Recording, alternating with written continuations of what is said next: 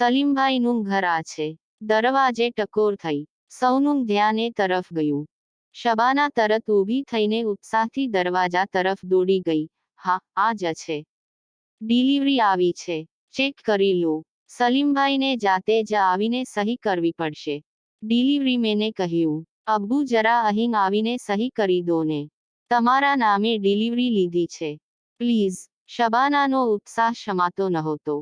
તદ્દન નિરુત્સાહથી ઉઠીને સલીમભાઈ દરવાજા પાસે આવ્યા. ચેક કરી લો.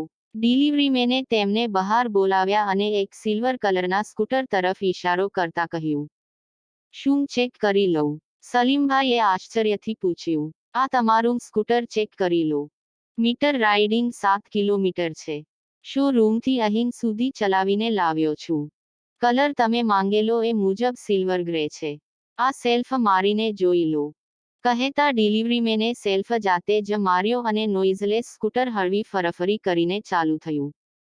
સલીમભાઈ શોકમાં હતા. અબ્બુ, તમારું સ્કૂટર જૂનું થઈ ગયું છે. કેટલી વાર રિપેર કરાવીને ચલાવશો? આ તમારા માટે ખરીદ્યું છે. ફોન નહીં, આ સ્કૂટર માટે જ પૈસા ઓછા પડતા હતા. બેસો તો ખરા, વટ પડશે આખા મહોલ્લામાં તમારો. અપને મહોલ્લે કા એ પહેલા ઇલેક્ટ્રિક સ્કૂટર હે. શબાનાએ અબ્બુનો હાથ પકડીને તેને સ્કૂટરની સીટ તરફ લઈ ગઈ. સલીમભાઈ મુશ્કેલીથી પોતાના આંસુ રોકી શક્યા. શબાનાની અમ્મી તો દરવાજે ઊભા જ આસમાન તરફ હાથ ઉઠાવીને પરિવારની સલામતી અને સમૃદ્ધિ માટે દુઆઓ કરવા લાગી.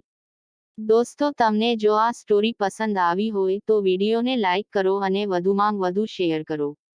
તથા આવી જ અન્ય વાર્તાઓના વિડીયો માટે અમારી ચેનલને સબસ્ક્રાઇબ કરો. ધન્યવાદ.